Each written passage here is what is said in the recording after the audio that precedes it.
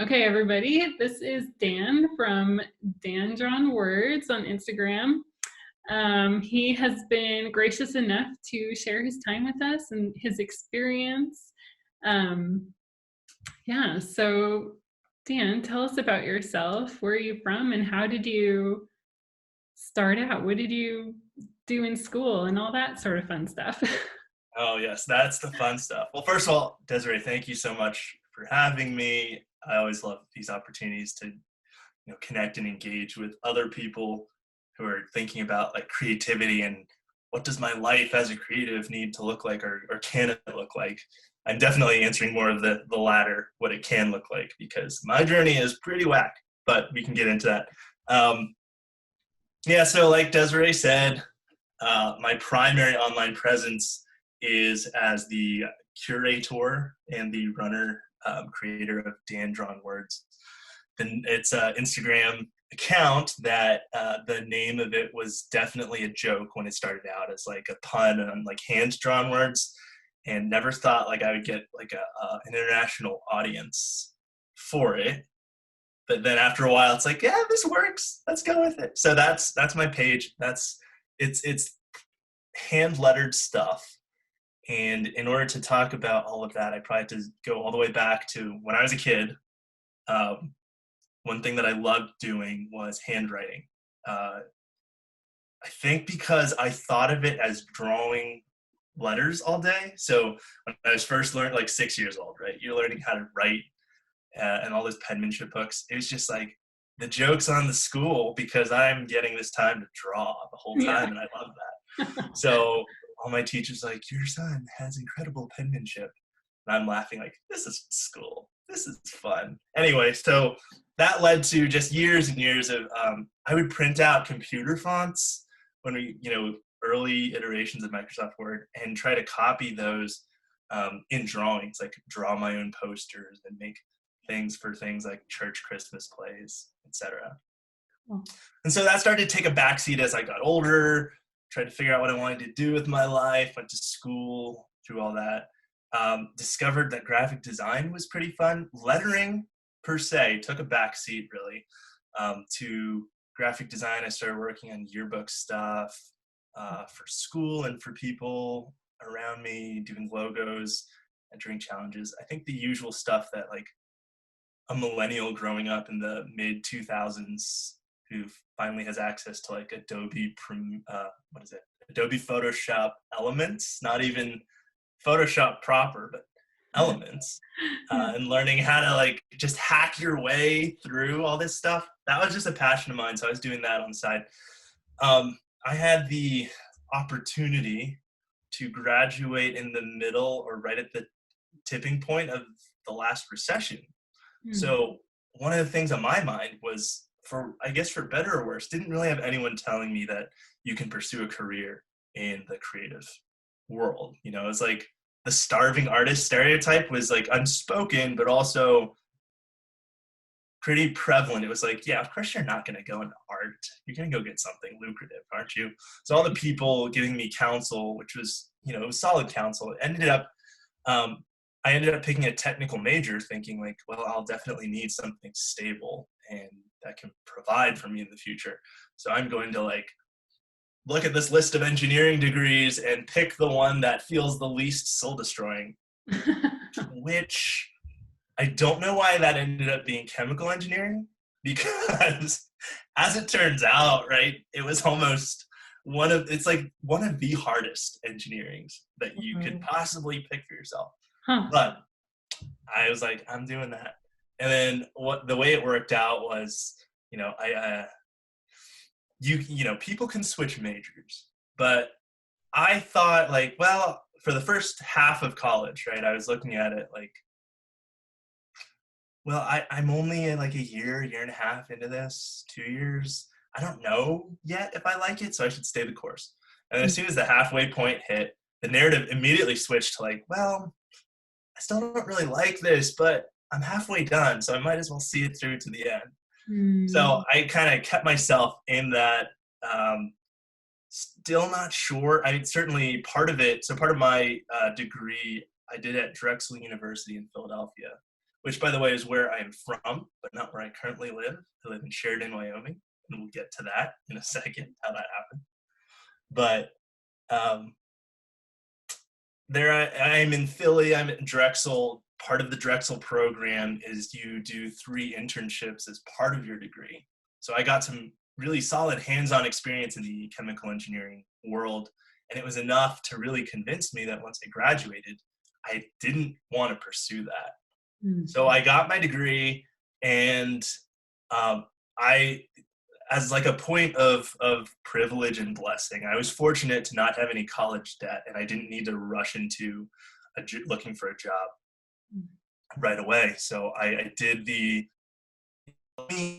but it was like a gap year with a purpose of, I've been doing all this graphic design even on the side while I'm at school. Like when I was in college, I was doing it for college ministries, the one I was in, and also some of the ones I wasn't, and other little odd jobs on the side, just like pure passion. I just love doing this. And now here I am faced with this possibility to make it a career. So I'm like, I'm gonna explore my options, and put a deadline on myself to find something, within a year. So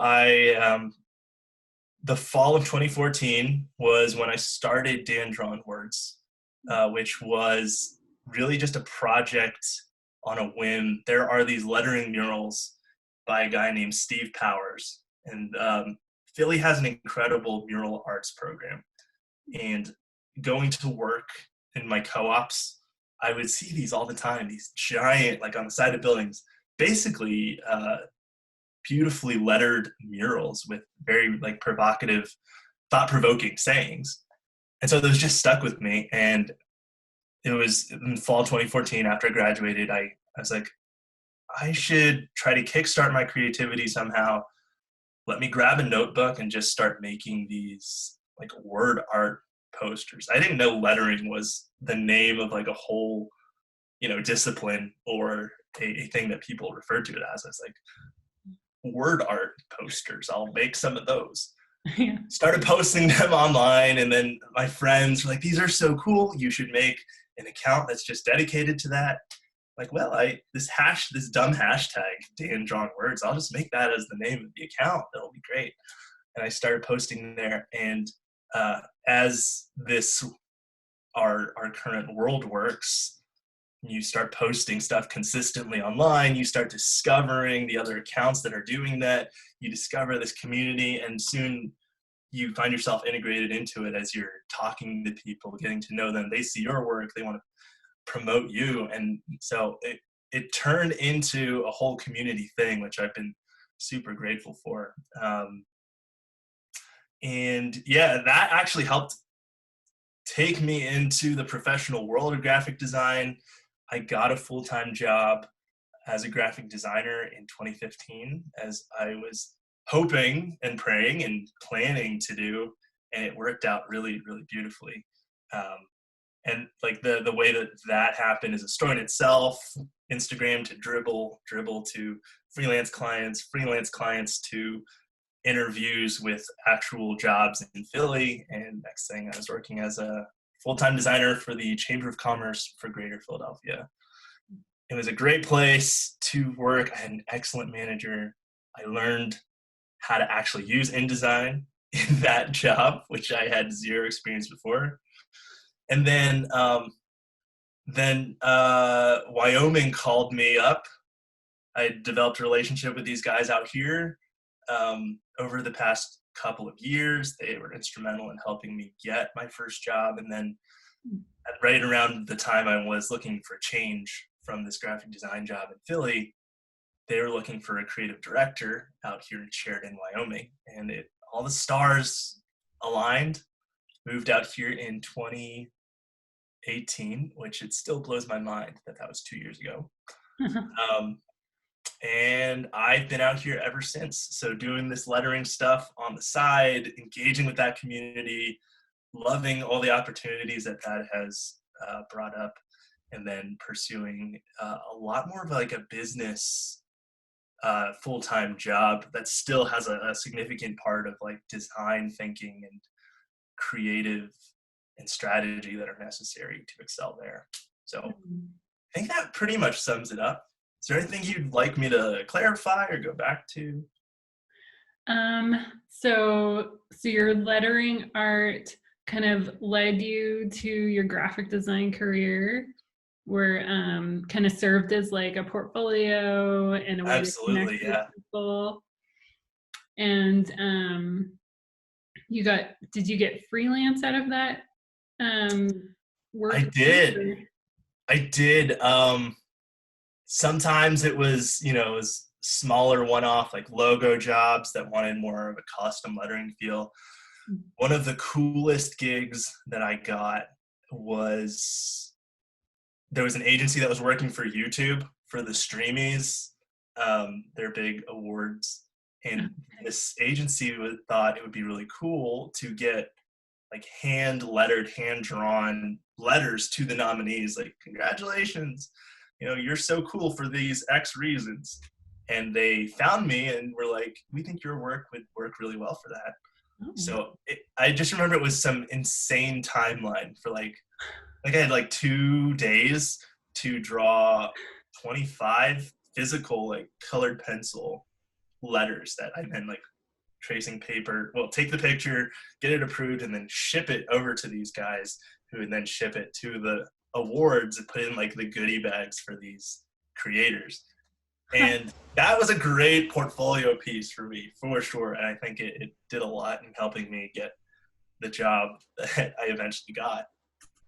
So it's like, random things like that you never imagine people are looking for.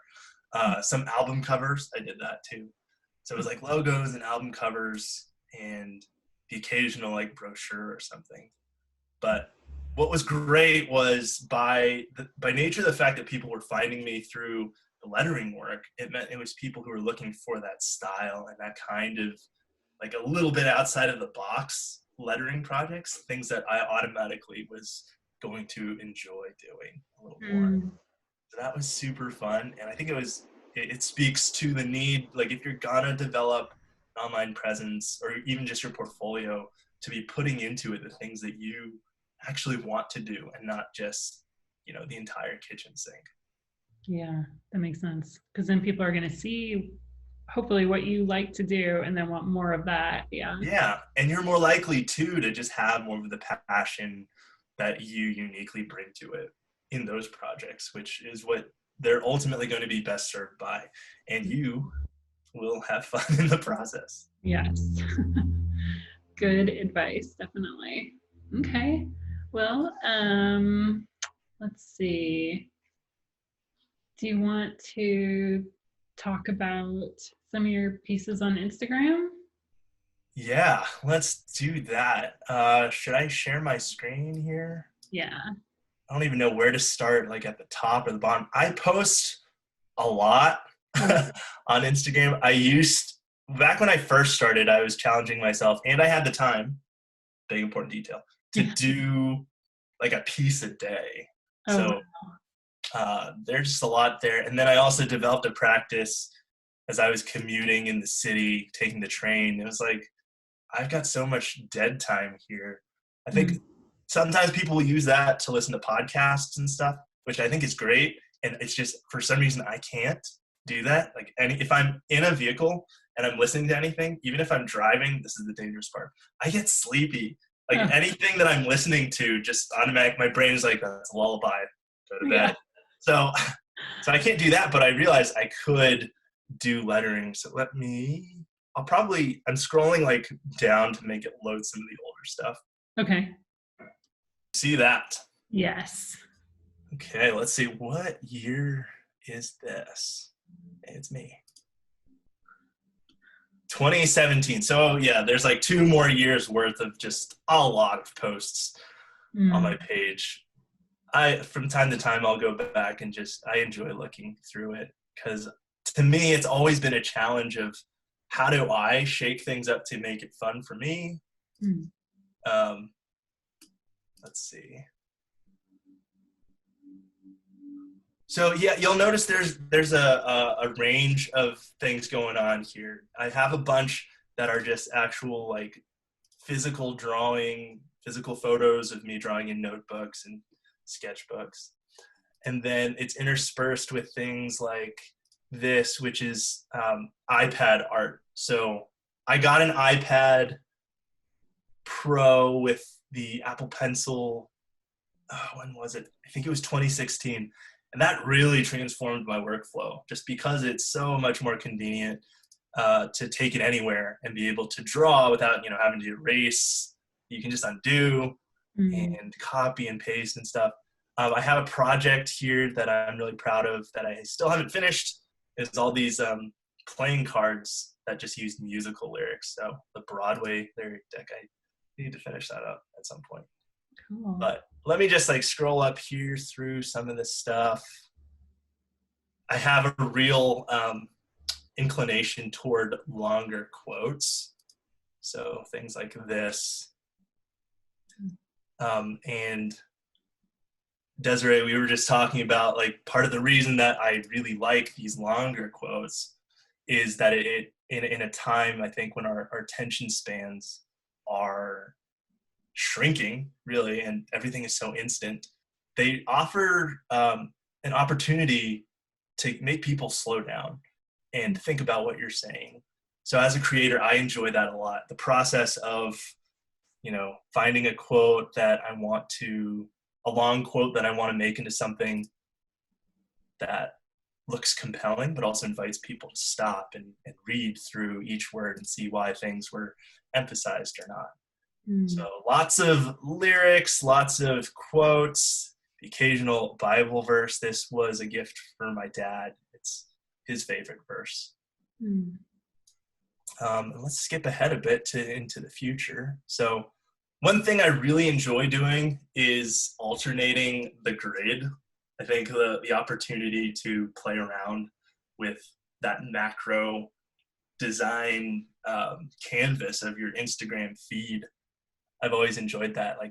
So you'll see white posts interspersed with color, and then switches back at some point to black posts interspersed with color posts. So I'm always just playing with the opportunities there. Yeah, it's not like the same style lettering on the same colors all the time. It's like you're trying to change it up and challenge yourself, and always shaking it up because I can, Yeah, might as well. Exactly. There's no one mandating that it needs to look or feel a certain way. So I enjoy sometimes the combination of the digital, I drew this on the iPad, but also here's a photo of me having drawn it on the iPad. I think that the photos, they offer people this sense of I want to say authenticity, it's this reminder, hey, this is hand-drawn, and so can you. Yes. It kind of brings that human element in it and makes you realize, oh, a robot didn't do this. It was a person. It's just a reminder, it is me, I'm a human. Yes. And my caption game tends to go wildly all over the place. Sometimes it's super Gen Z short, and when you see a meme account and the captions are all have almost nothing to do with the piece, and other times it's I will write an essay that's thoughtfully explained, here's where I was coming from with this, and tell me your thoughts on it. And I can never really settle on either one, but I figure that that's okay, because that's the nature of, first of all, how my art works, and also as people, we're not ever only an influencer or someone who just has funny things to say. We're all of the above. And the more you can just show, this is what felt right for this piece in context, it just frees you up to make it into something that's not just an oppressive ritual, but something that I truly enjoy doing. And I think that has an impact on allowing myself to be creative and explore new things, and hopefully as a result, create things that resonate with more people. Yeah. So lately I've been doing more original writings on Instagram, and then finding ways to turn that into pieces. And that's been really rewarding too, to hear how people react to that, or who have messaged me saying I really appreciate how whenever your stuff comes up, I can slow down, I stop, and it speaks to me somehow. I Mm. think that's a great, like the highest praise in social media that I could get, to know that somebody thinks or can see I'm not just doing it for the sake of um, putting something pretty out there, which I think there's value in that for sure. But the fact that they understand or can see that there's a meaning behind the words that I choose to illustrate, and that it actually does speak to them, I think that's it kind of elevates it, and it's inspiring to keep going. Yeah. Yeah. So we're back to the present, Very cool. heading into a period of like simulating a more textured look. So the last few pieces, I think I'll have that vibe of whether that's using old photos and other overlays and textured brushes. So we'll see where that goes. So you call it my my present creative era. Okay. So Cool. so yeah, that's Instagram for me. Nice. Tell me about how your faith and beliefs have impacted your art. Yeah. So to me, I think it's important. I've always thought it was important to consider that the source of my art, like we were talking about a little bit before, believing that God is the ultimate creator and the original artist is a very inspiring foundation, I think, for creatives, because we can realize that as we engage with this gift or this talent or this drive or this passion that we have, what it really is the image of God in a way coming through us. You know, a blank canvas is in some ways like a microscopic picture of the universe, and we have a God who creates things out of nothing, who creates order out of chaos. And now we have this opportunity with raw materials and with our brains and the things around us to turn some of that randomness, some of that chaos into orderly things, into beauty, and to invite people to consider that. And so in some ways, it's very much, it can be an act of worship to acknowledge as you're creating, like, the gratitude for the gift, and to be using it in a way to reflect that aspect of who God is. Very cool. Yeah. Yeah, and I think on top of that, you know, like what we were saying earlier about lettering has this particular way of being able to grab people's attention and be a meditative process both for yourself and, you know, potentially for the people who are experiencing it and seeing a message, you know, seeing something that you say that can have meaning. It just opens the door to all those possibilities, and it takes people outside of the rut of their everyday life and their everyday thinking to consider, you know, thinking about their lives in some deeper way as part of the community of people, as potentially even what it means to be a creation, you know. And yeah, I think just all the opportunities to make people slow down, and then also to communicate things that line up with what you believe. I found that to be a powerful engine behind a lot of the creativity that I put out there. Yeah, that's cool. And I think especially with your choice of picking like longer quotes and stuff, you're asking people to spend time with it, and you want it to be worth their time and really convey a message that will actually benefit other people. And Absolutely, yeah. Yeah. And that's not to say occasionally I'll throw something in just for kicks, just for fun. But even in that, there's an opportunity to apply these principles, make something beautiful, and inspire people to think deeper and make more things. Mm-hmm. Yeah, very cool.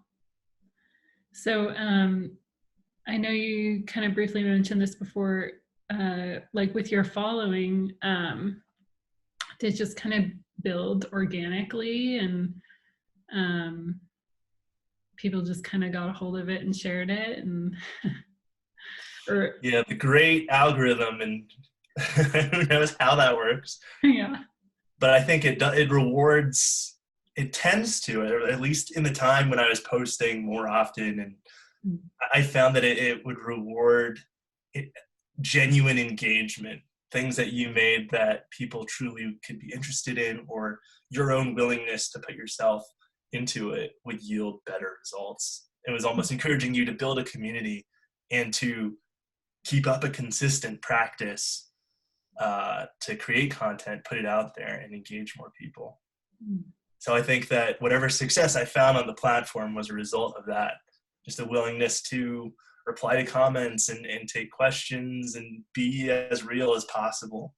Occasionally throw out some like process stuff as a reminder, like, hey, it doesn't come out perfect the first time.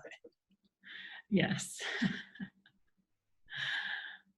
Yeah, very cool. I know I'm always curious to see people's process and how they make it kind of behind the scenes, interesting stuff like I that. keep thinking about creating some kind of consistent, like, I don't want to say training necessarily, but maybe.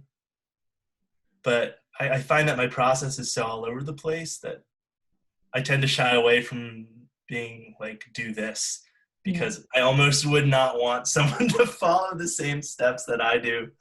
Like not naming your layers, things like that, or like you start on one piece and then it turns into another and it's all in the same thing. So the time lapse would show just like you started here and then you went there and then you did this. Yeah. But, you know, who knows? Maybe that's what people need to see. Like, hey, it doesn't have to be linear. You don't have to stick with it. You can keep experimenting until it's something that kind of like it becomes what it needs to be, you know? Mm-hmm. So another thing I found really useful in the practice of lettering, or even just improving the practice of a project, is to create just personal challenges for yourself. So in some ways, this whole account is that for me, but even within it, you know, I'll occasionally do a series or come up with a series name. So I have this one that's ongoing, that's like 100 blessings, and I am nowhere near the 100. I think it's a little under 26 because one of these was reposted by someone else with the hashtag. But you know, you give yourself kind of your own creative brief and then you stick with it for a certain number of things.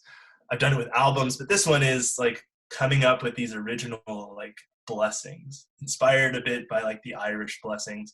And they're somewhere between a prayer and something that you're just like, it's like a prayer and a toast at the same time, you know? So coming up with these, giving them a semi-consistent compositional style. Hopefully one of these days I'll have 100. I think the goal is to make a book out of this, but don't quote me on that. Well, it's a good goal. It's good to have something to look forward to. And yeah, absolutely. Yeah. And keep it in your back pocket and pull it out when it's really good for when you lack the inspiration. You're like, well, I have this project with these aspects that I need to work on. And in the process of pursuing that, you can find that passion again. I like it. It's a good idea. Yes, that is Instagram. It's ever evolving. We'll see what it looks like in another year or so. Yeah, very fun. Well, cool. Tell us about your day job. My day job. Yes, so you can see here on my bio, I am the Chief Creative Officer at OnlyCo. Our account is the onlyco.gram. We're still working on like a lot of A/B testing and marketing, but all that aside, OnlyCo is the name of our company out here in Wyoming, in Sheridan, Wyoming. How do I disable the share? Oh, there. Oh, it's up top. Yeah. Perfect. I'm going to see if I can pull up our website. Then I'll talk a bit about it just with that as the backdrop. Okay. Yeah, so we are a business building company that uniquely positions entrepreneurial-minded businesses to win. And really what it is the reason we're called OnlyCo is because our focus is on positioning. It's on making sure that our clients are able to define themselves according to those aspects that truly make them unique, and how do you define and leverage those things to build their revenue. And we find that the best way to do that is finding businesses that think entrepreneurially, which is a mouthful Yeah. of a word to say, and even worse to spell. Yeah. But the ability, whether you've been established for a long time or you're a startup, your ability to pivot and think about what the customers are looking for, what the world needs, that's so key, we found. And so we have a bit of a marketing bent to it. And part of the definition for us of what marketing means, I'm trying to figure out, I think we have it here, yes. Peter Drucker, he's a business thought leader, and one of the quotes that he has that's really been a driving force for us is, marketing is the whole business seen from the customer's point of view. So it's not just social media, it's not just your logo, it's not just strategy and how you portray your messaging or the campaigns you do. It's all of the above, and it's even more than that. It's some of the day-to-day things that you do as a company and how you're perceived. So marketing in that sense is very important and very all-encompassing. And so it's been really exciting for me to get involved with that. I came on, like I mentioned briefly, as creative director when I first joined. And then I just found, ironically enough, it's my engineering background that started to play into the evolution of my role. As the guys who hired me saw that I had some skill in strategic thinking and unpacking process. So some of the insane things that we've done since, we took this one architectural company we were working with through just a process audit, and then wrote a recommendations report, like straight up management consulting without any formal management consulting experience. But we were able to bring our strategic thinking and this like creative visual organization to help them out, to see, here are the weaknesses in your current process, here's where certain softwares can help you. So I was very proud of that project. Another insane one we did, we worked with a bank to develop their messaging, a rebrand, new website. And they were concerned that their employees needed some help going from a sort of complete ignorance of a new message to being able to be proponents of it. They wanted everyone on their team to get it. So they hired us to run 4 weeks of facilitation, guiding their entire company through curricula that taught them the new messaging and how it applied to them specifically, which I think to this day ranks as the most insane and most rewarding thing I've done out here. Because what we did was we went to Gillette, hour-and-a-half drive. We would go there for Monday and Tuesday, and we split up. They had 80 employees at the bank. We split them up, mixed them up by personality tests that we had given them, so that we could get a range of personalities together to figure stuff out. And then we would guide them through the core values that we defined for them. So it'd be like, here's the first value, here's some discussion around it, here's an article to read, but now we're going to sit with 8 of you at a time, draw you out in discussion and then from there evaluate go back to the leadership of the bank and evaluate how that went, how we felt people were picking up and perceiving. It was a lot, because we're talking 2 8-hour days in a row where you're doing the same 2-hour course with groups of 8 people. But again, at the end, to be able to look back and say, I did that, it was really fun. But yeah, all of that to say, we don't believe in this one size fits all approach to the problems that businesses have. Our approach is very much in saying, let's figure out with you what your specific issues are. And then based on our understanding of business and marketing, here's what we can propose. And then we can do that work with you or not. But either way, our value is in helping you think about your problem in a clearer way, so that we can target it very specifically with the solution. So that is, and I can show you guys some of the projects that I've done as part of it. just from like a design point of view, because I know this gets very businessy and that stuff is fun, but it's not as fun to look at. The nice thing is that the branding and the visuals are often a part of that solution, I think, as you probably are figuring out as you go through design school, I imagine, like, how does this actually apply to these real world problems? Yeah. So I'm going to switch to this. Back when we were Flood Marketing, which was awesome until last year when we rebranded. This client was a local, a nonprofit that was looking to, well, they didn't actually even have a name yet. They had a concept, and then it was a question of coming to us to develop what they would be, what they would look like, and how they would sound to people. So this deck is what I went through with them, and it was a success. I'm not going to go into the thing where you read all the slides. I'll just give you an overview of us summarizing, here are the things you need.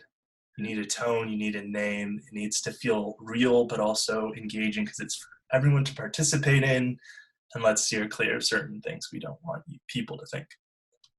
So we called it the Provision Fund, and the aesthetic that we used for it was this collage style. You can take a bunch of photos and overlay them on each other, make it very vibrant, modern, but also very inviting. And then there's the logo that I developed for it as well. So a lot of your typical brand deck work still falls into, my purview here. So that's the graphic design part. But it's married with the full development of how it's messaged. And actually, as I've leaned more and more into my leadership role, I've been, a funny thing about creative leadership is there are times early on when you're like, oh my God, am I going to never design again? Like, do I only have to tell people what to do? And is that soul destroying?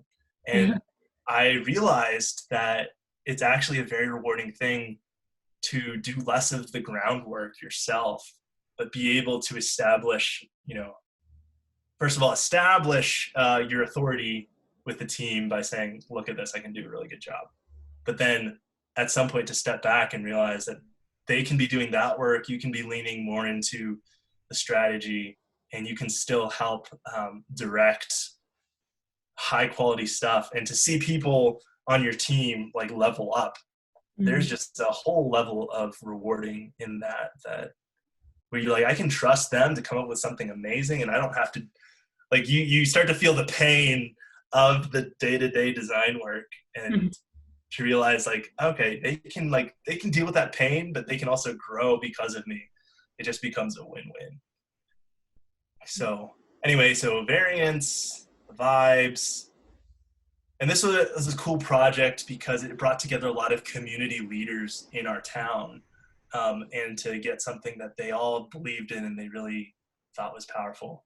I mean, I think that's one of the most rewarding things too about the design world when you marry it with the real world is you're bringing something, like, your visual superpower is something that other people just, it's a visceral reaction. If you get it, if you make them get it, then it's like they're all in and they're very, very impressed. That's always a good feeling.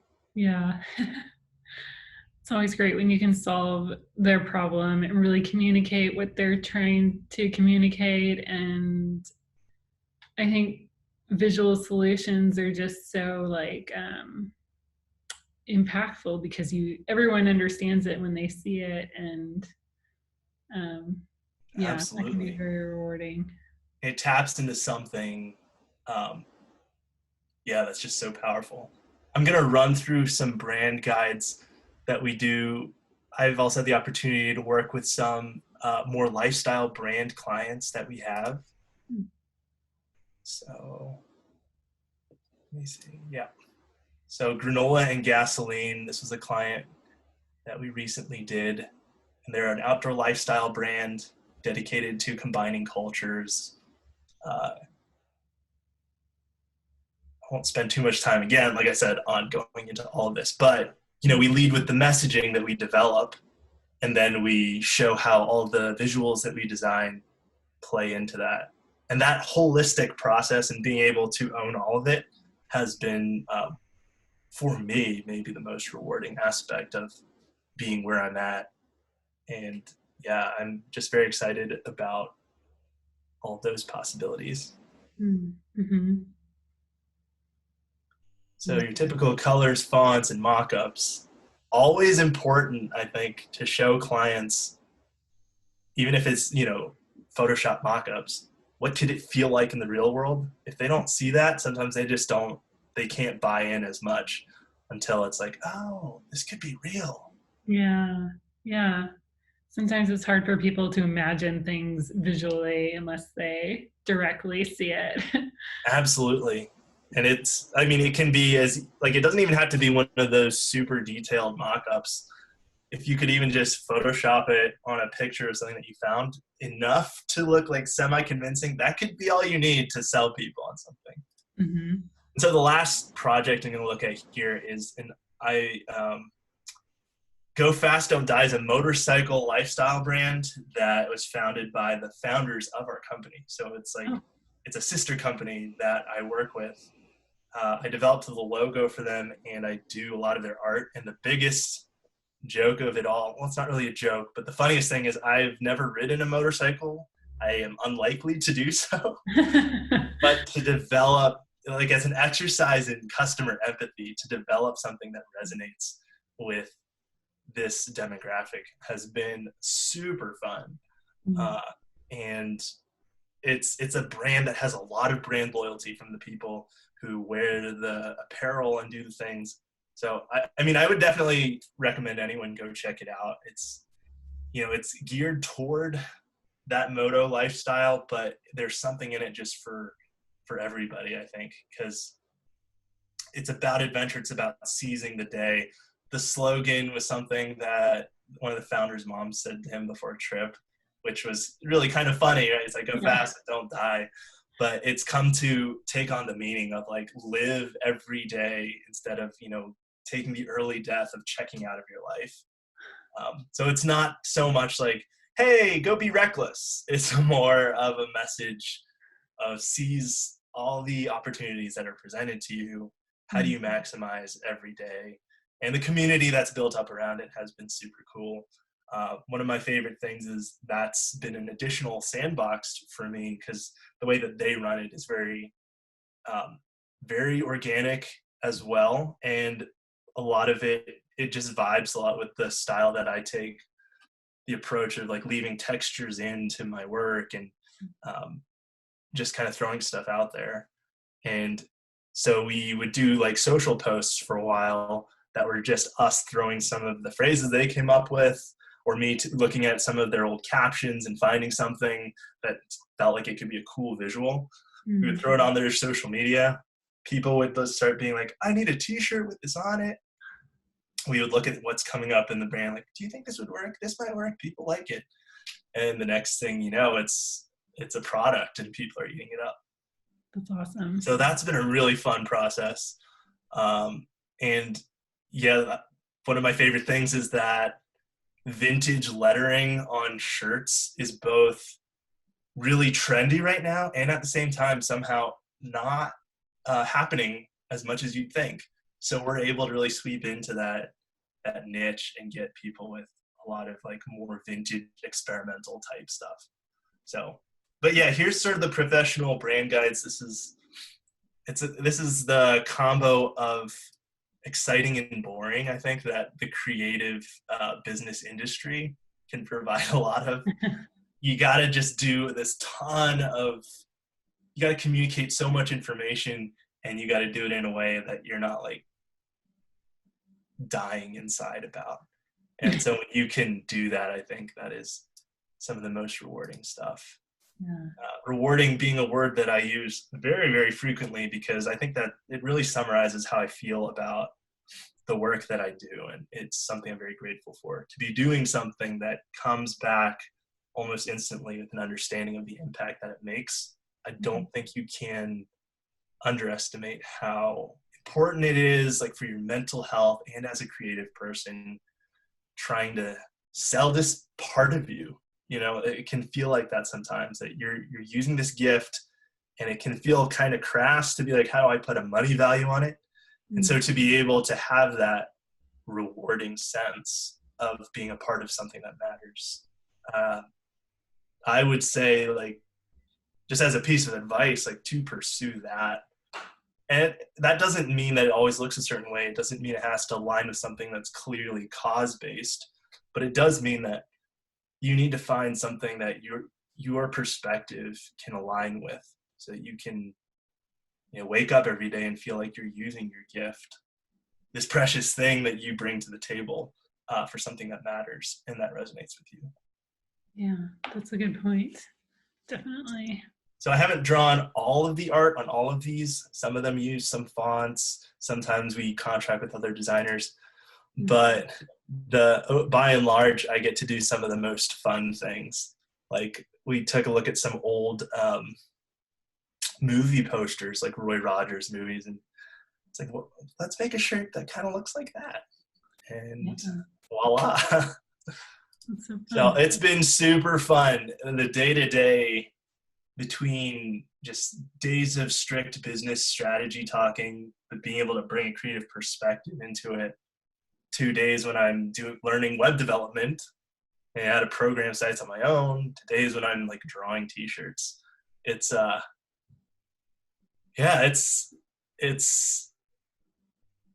in many ways, we kind of live into the ethos of OnlyCo by carving out new definitions of our own roles in the company as well. Like, what can I bring to the table? How do I provide value? Where can I delegate that? But really give the most that I can in a way that also gives back to me or fills my cup.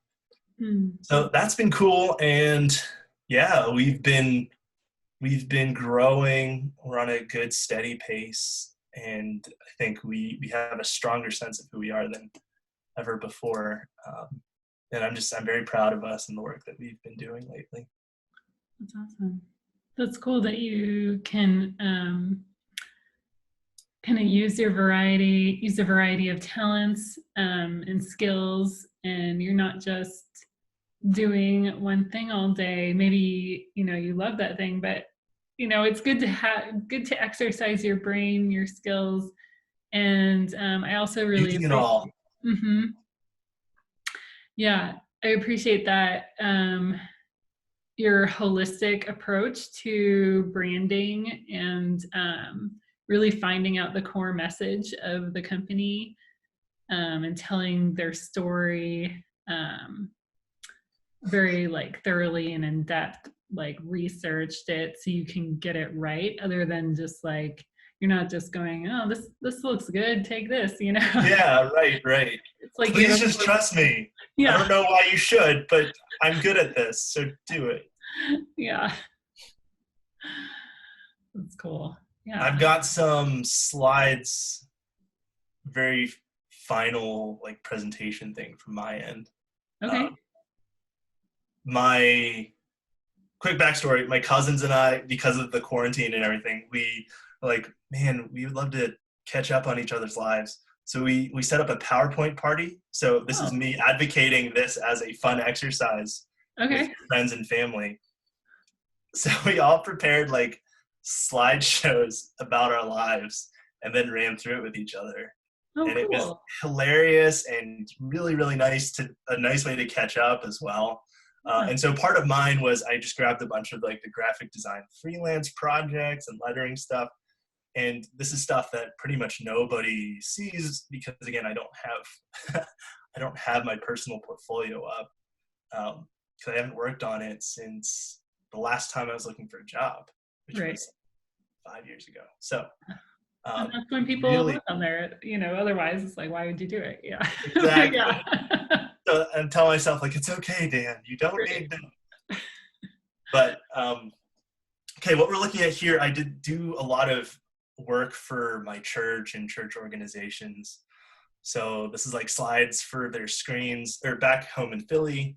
Some album art and some print material. Very cool. This is some album art I've done for some friends as well.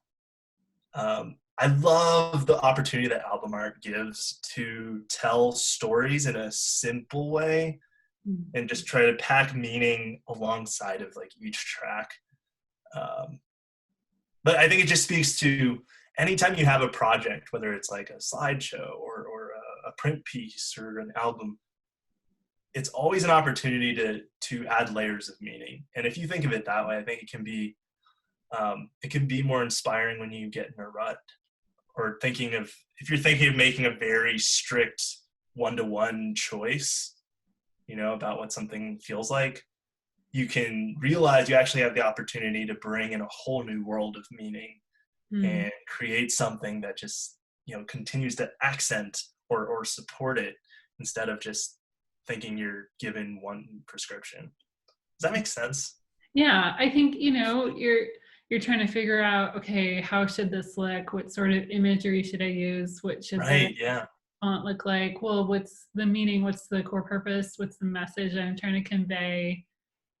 And then that gives you so much direction and kind of a goal to head towards, like, okay, well, this is the main message. So these are the visuals that I'm going to gather and put together. And Exactly.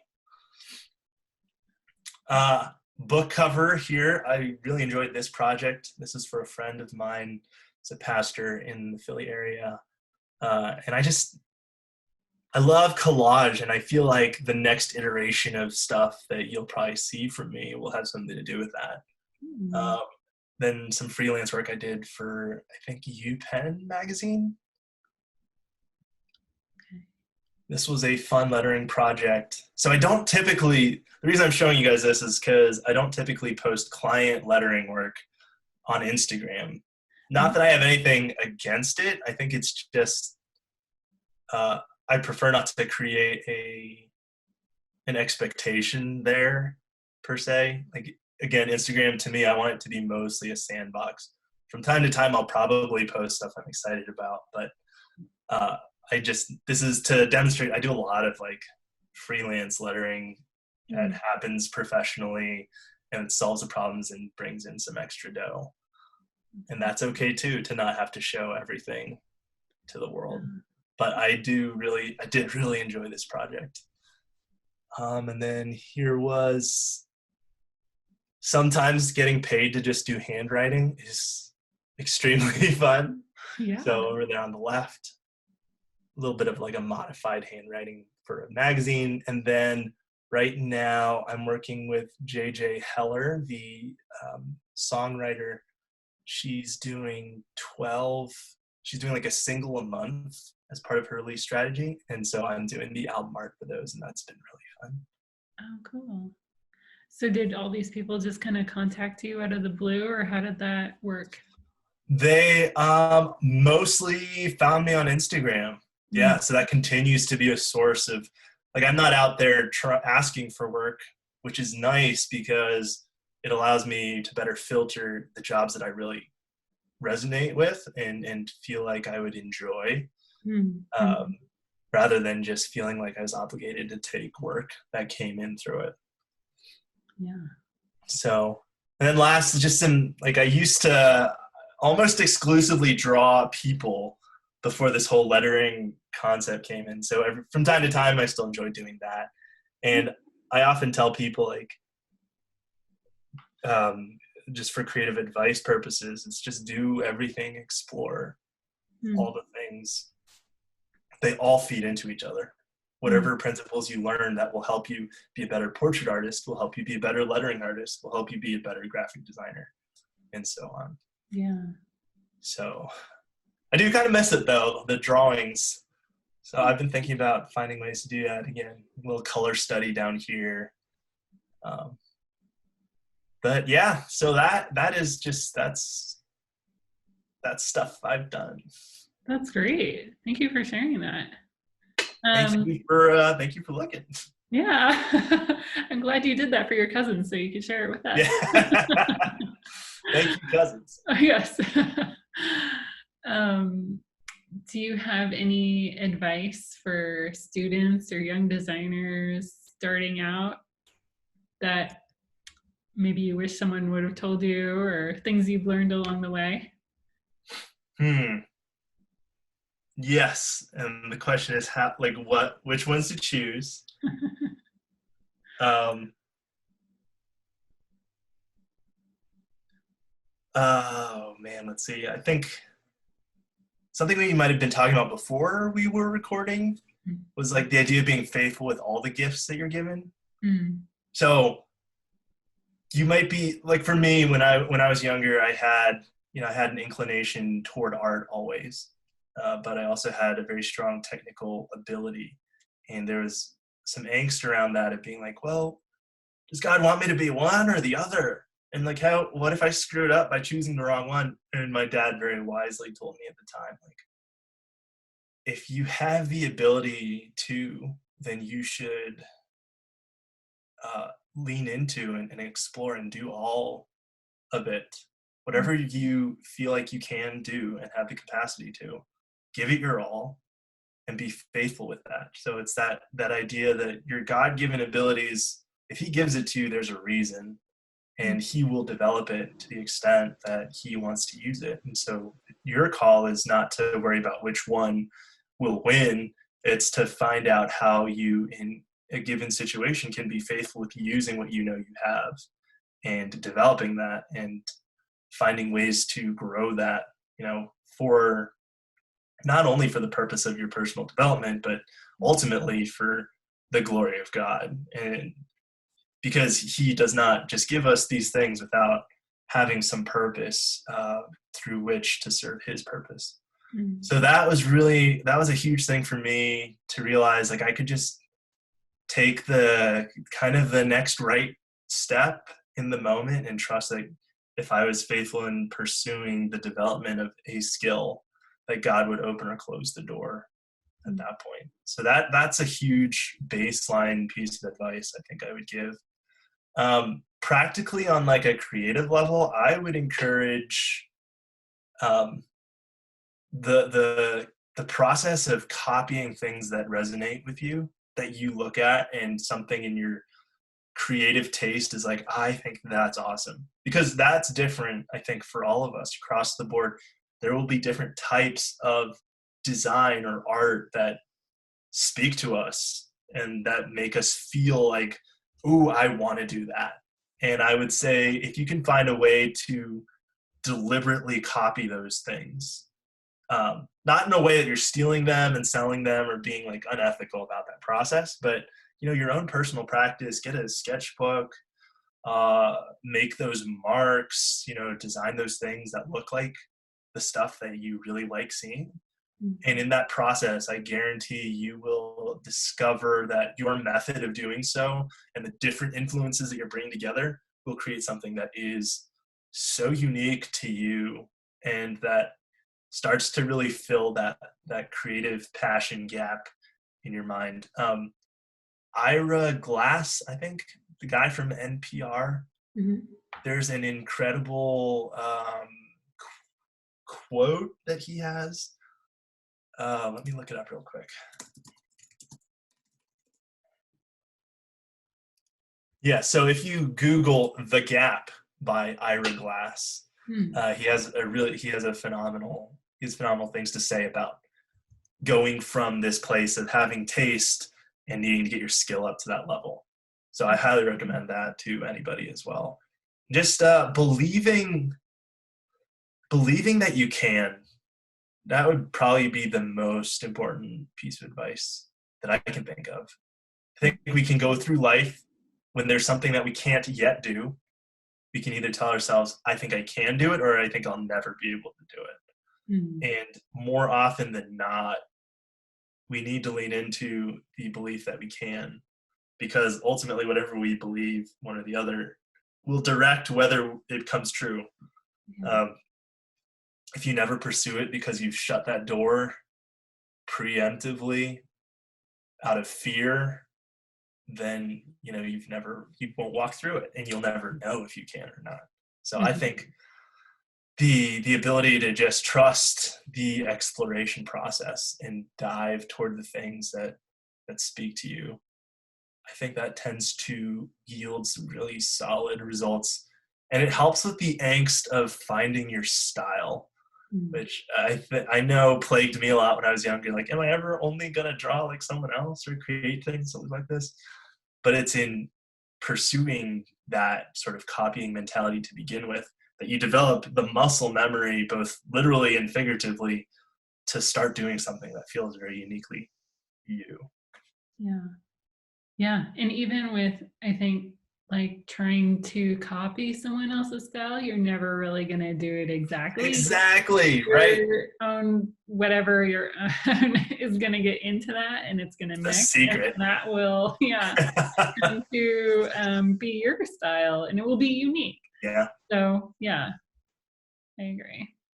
That's a good point. And sometimes we just don't dare to attempt it. And then in the copying process, you're like, oh, so maybe this is how they thought about that when they were putting it together. Yeah. And you're like, oh, okay, that's easy. I can do that for myself now. Yes. Yeah. Yeah, definitely. I think that's a good strategy for learning for sure, especially Just don't sell it, people. right. Or just like use it as inspiration, but Yeah. do a different subject matter, but lean towards that style. Or you can always do your own twist on. Bring in the remix. Yes. Thank you so much for spending time with us. That's so awesome.